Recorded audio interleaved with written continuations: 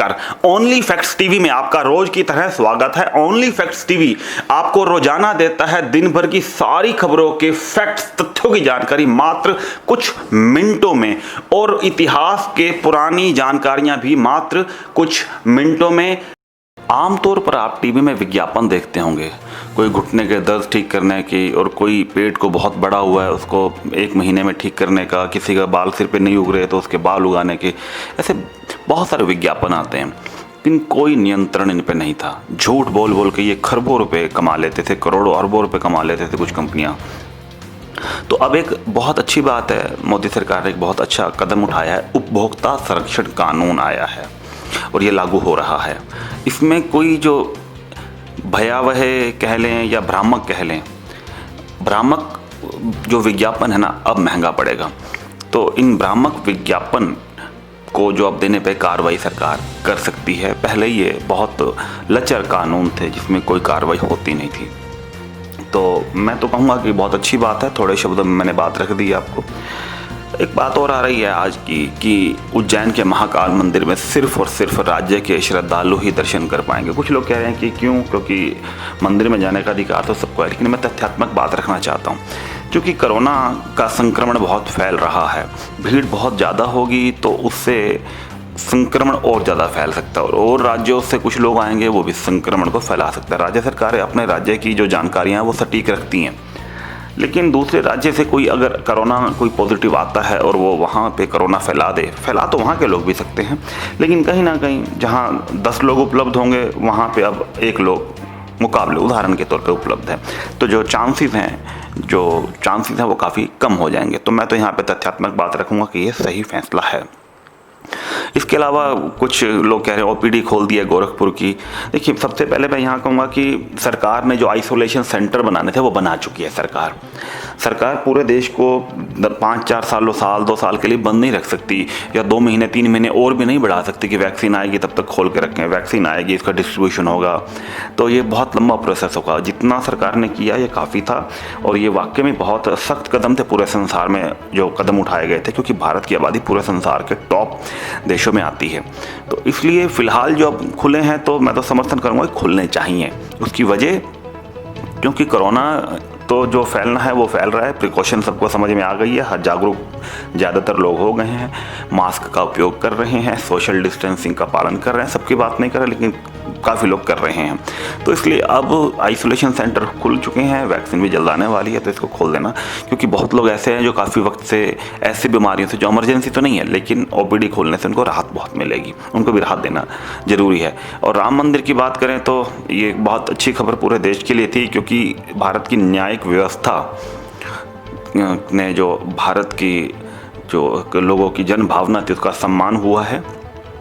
और ऐसा बताया जा रहा है कि 10 करोड़ लोगों से संपर्क करेगा। आप लगा लीजिए कि इसमें खर्चा कितना आना है। हालांकि पहले बता रहे थे कि 2 मंजिला होगा, लेकिन अब 3 मंजिला की बात हो रही है, तो बजट इसका काफ़ी बढ़ने वाला है और बहुत जल्द ही इसका काम, हालांकि बेसिक काम तो काफ़ी सारे इसके शुरू हो ही चुके थे, लेकिन आगे आने वाले वक्त में इसका जो बजट बढ़ना है तो इसके लिए चंदे के लिए और ज़्यादा लोगों से संपर्क करना ज़रूरी है।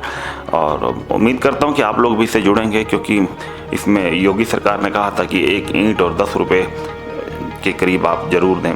तो मैं निवेदन करूँगा कि आप लोग इसमें भाग जरूर लें, कि अपना एक आंशिक योगदान करें। करने वाले तो करोड़ों नहीं अरबों में भी कर सकते हैं, लेकिन आंशिक योगदान अपना जरूर करें उसमें, ताकि एक भावना आपकी और प्रबल होगी कि हमने कुछ ना कुछ योगदान किया है, और ये अच्छी बात है।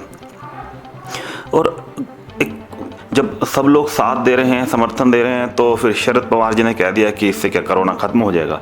देखिए, कोरोना ख़त्म होगा नहीं होगा उसको तो आप अलग रखिए, लेकिन शक्तियों को हम सम्मान देंगे ये अलग बात है। आप अपने माँ बाप को सम्मान देते हैं, फिर माँ बाप को सम्मान दें, अपने पूर्वजों को सम्मान दें, और ये बोले कोरोना ख़त्म होगा या नहीं होगा, ये उसका उससे क्या लिंक है? तो ठीक है, इससे मुझे नहीं लगता कि उन्होंने ऐसे शब्द कहे हैं जिससे उनका सम्मान बढ़ने वाला हो। तो मुझे लगता है कि यह शब्द बोल के कोई सम्मान उनका बढ़ा नहीं है, कहीं ना कहीं नुकसान ही हुआ है उनकी छवि को। ट्विटर पे मोदी साहब को फॉलो करने वाले 6 करोड़ के पार पहुंच गए हैं, और अब बहुत बड़े लेवल की बात है। तो आप लगाएं कि लोकप्रियता कितनी बढ़ गई है। एक बहुत बुरी खबर भी थी कि लद्दाख में एक हमारे देश के जवान का बलिदान हुआ है।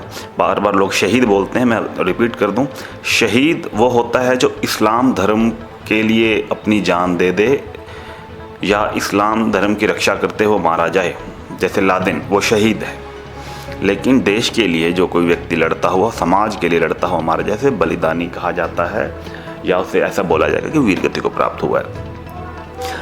तो इसमें भी तथ्यात्मक बात रखी है मैंने कि अपने शब्दों को भी करेक्ट कर लें। और ख़ास तौर पे ये बहुत बड़े न्यूज़ चैनल तो खैर अभी तक समझ ही नहीं रहे। मुझे नहीं लगता कि उनके बौद्धिक स्तर इतने बड़े हैं, कागजों में बहुत बड़े ज़रूर हैं, वो धन की वजह से हैं या किस वजह से हैं, वो भी विचार करने का एक उस पर भी विचार किया जाना चाहिए। एक आतंकवादी संगठन, उसकी भी धमकी आई केरल के एक टीवी चैनल को। मुझे नहीं लगता कि इन धमकियों से कुछ होने वाला है, क्योंकि इस समय जो सरकार है वो राष्ट्रवादी सरकार है, वो देश के जो गहन अध्ययन करती है देश के आंतरिक और बाहरी मुद्दों पे, तो इसलिए सुरक्षा तो बढ़ा दी गई है, लेकिन फिर भी धमकी देने वाले मुझे नहीं लगता, मैं तथ्यात्मक बात रख रहा हूँ कि बचने वाले नहीं हैं।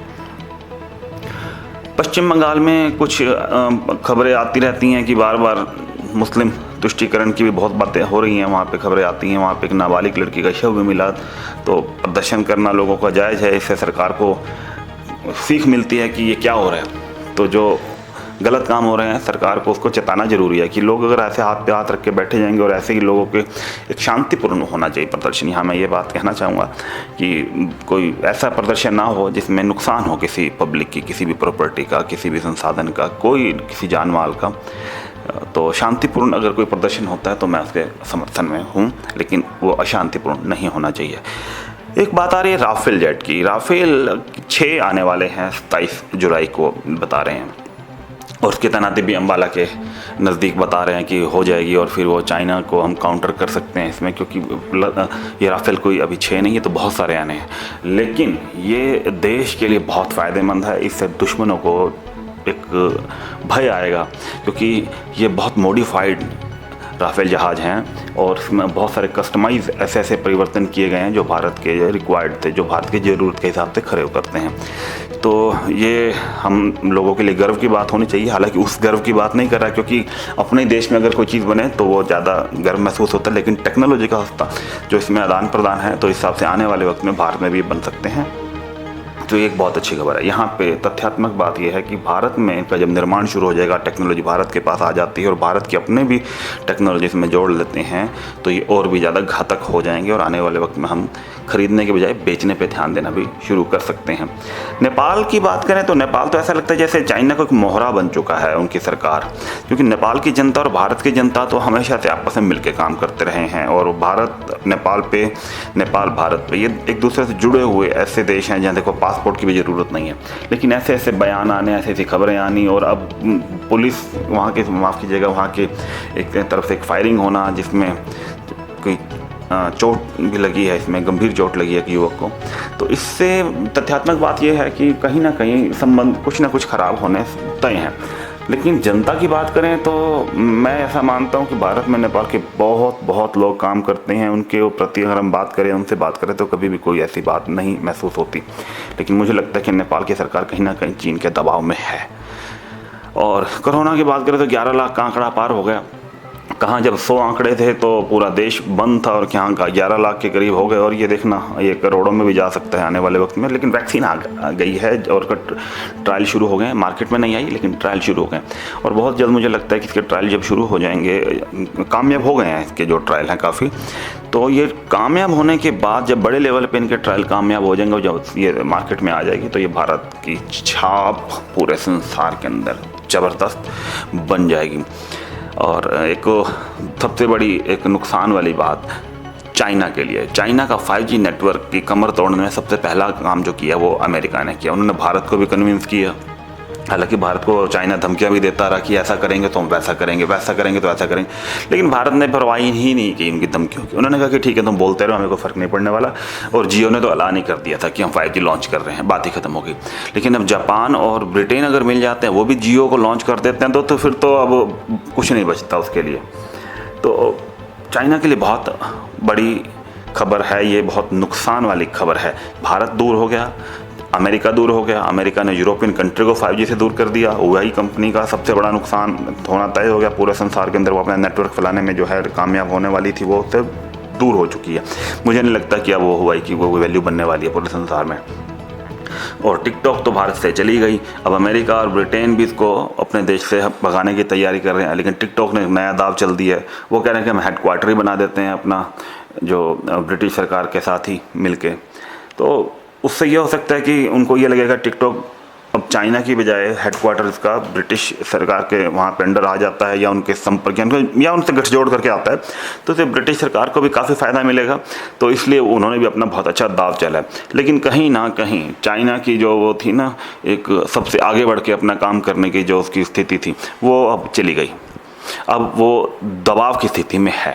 मैं सारी बातों का जो तथ्यात्मक विश्लेषण है ना, थोड़े शब्दों में कर देता हूँ, और उसमें काफ़ी मेहनत लगती है। मेरा आपसे निवेदन है कि आप इस वीडियो को लाइक, कमेंट और शेयर करके सब्सक्राइब करें जो चैनल को, हमारा हौसला जरूर बढ़ाएं। कल फिर हाजिर हो जाएंगे, बहुत थोड़े शब्दों में तथ्यात्मक बात रखूँगा मैं अपनी। बहुत बहुत धन्यवाद।